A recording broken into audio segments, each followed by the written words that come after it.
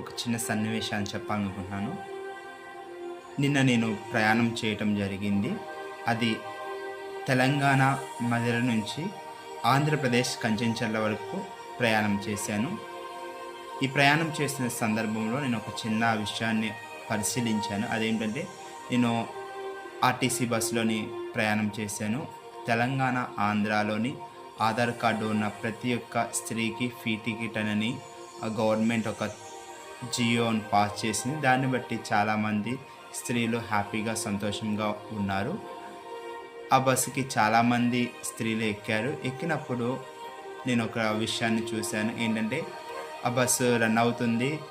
Conductor వచ్చాడు. వచ్చి కొంతమంది స్త్రీలు ఆంధ్రప్రదేశ్ వాళ్ళు కూడా ఎక్కారు. వాళ్ళ దగ్గరికి వచ్చి టికెట్ అడిగినప్పుడు వాళ్ళ ఆధార్ కార్డ్ని సంతోషంగా తీసి చూపించినప్పుడు ఆయన చెప్పింది ఏంటంటే, ఇది తెలంగాణ బస్సు కాబట్టి ఆంధ్రప్రదేశ్ యొక్క ఆధార్ కార్డు చెల్లదు. సో మీరు కంపల్సరీగా డబ్బులు పెట్టి టికెట్ తీసుకోవాలని చెప్పి ఉన్నారు. అందుని బట్టి వాళ్ళు కొంచెం నిరుత్సాహం చెంది డబ్బులు పెట్టి టికెట్ తీసుకున్నారు. కొంచెం ముందుకు వెళ్ళినాక ఒక తెలంగాణ తల్లి ఎక్కింది. ఆ తల్లి అడావుడిలోని ఆధార్ కార్డు మర్చిపోవడం వలన ఆమెకి ఎలిజిబిలిటీ ఉన్నా కానీ ఆమె ఫోన్లోనే ఆధార్ కార్డు చూపించినా కానీ తీసుకోకుండా ఒరిజినల్ ఆధార్ కార్డు చూపిస్తే నీకు టికెట్ ఇస్తానని అప్పుడు ఆమె కూడా డబ్బులు పెట్టి టికెట్ తీసుకోవడం జరిగింది. ఇక్కడ మనం ఒక విషయాన్ని అబ్జర్వ్ చేయవచ్చు. ఆధార్ కార్డు ఉన్నంత మాత్రాన మనకి ఫ్రీ టికెట్ వస్తుందంటే ఇక్కడ ఆధార్ కార్డు ఉన్నంత మాత్రాన ఫ్రీ టికెట్ రావట్లేదు. కానీ దానికి కొన్ని రూల్స్ ఉంది. ఒరిజినల్గా ఆధార్ కార్డు ఉండాలి. ఎట్ ద సేమ్ టైమ్ వాళ్ళు ఒక స్టేట్కి సంబంధించిన వాళ్ళు అయి ఉండాలి. అదే స్టేట్ యొక్క బస్సు ఎక్కి ఉండాలి. ఆ స్టేట్లోనే ప్రయాణం చేస్తూ ఉండాలని రిస్ట్రిక్షన్స్ ఉంది. కానీ నేను ఒక కొత్త టికెట్ గురించి మీ ముందుకి పరిచయం చేయబోతున్నాను. అదే పరలోకపు టికెట్. నీకు పరలోకపు టికెట్ అనేది వస్తుంది. ఆ పరలోకపు టికెట్ నీకు ఉన్నట్లయితే నువ్వు ఏ దేశంలో ఉన్నా, ఏ రాష్ట్రంలో ఉన్నా, ఏ ప్రదేశంలో ఉన్నా ఆ పరలోకానికి ప్రయాణించే సమయంలోని నీకు ఇవేమీ పట్టించుకోకుండా యేసుక్రీస్తు మధ్యాకాశంకి వచ్చినప్పుడు నువ్వు ఏకాంతముగా ఆయనతో కలిసి ఆ పరలోక రాజ్యానికి నువ్వు ప్రవేశించగలవు.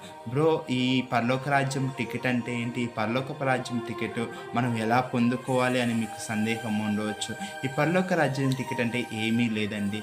నువ్వు యేసుక్రీస్తుని సొంత రక్షకంగా అంగీకరించి నీ పాపం నిమిత్తమై మారు మనసు పొంది పశ్చాత్తాపం పడి నీటి మూలంగాను ఆత్మ మూలంగాను ఆయన యొక్క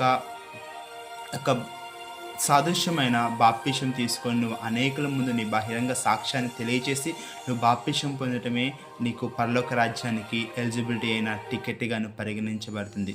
సో కాబట్టి నువ్వు ఎప్పుడైతే బాప్తిసం తీసుకొని దేవుని సొంత రక్షకునిగా అంగీకరించినట్లయితే ఖచ్చితంగా నీకు క్రీస్తు వస్త్రంగా ధరించబడి ఆయన యొక్క నీకు నిత్యమైన బహుమతి ఇవ్వటకు పరలోక రాజ్యంలో నీ కొరకు ఎదురు చూస్తూ ఆయన వచ్చినప్పుడు మధ్యాకాశంలోకి వచ్చినప్పుడు ఆయనతో కలిసి నువ్వు పరలోక రాజ్యానికి ప్రవేశించగలుగుతావు, ప్రయాణించగలుగుతావు. ఆ రక్షణ వాళ్ళలో నువ్వు ఎక్కగలుగుతావు. సో నిర్లక్ష్యం చేయకుండా, ఇహలోక సంబంధమైన టికెట్ల కోసం చూడకుండా, ఇహలోక సంబంధమైన వాటి కోసం చూడకుండా ఆ ఉచితంగా వచ్చే పరలోకపు రాజ్యపు టికెట్ అయిన బాప్తిసమును తీసుకొని నువ్వు దేవుని రాకడకు రాజ్యమునకు సిద్ధపడి క్రీస్తుతో పాటు నువ్వు ప్రయాణించాలని నిన్ను ప్రేమపూర్వకంగా కోరుకుంటూ ఈ యొక్క చిన్ని వర్తమానమును మీకు తెలియజేస్తున్నాను. ప్రభువు మిమ్మల్ని దీవించును గాక.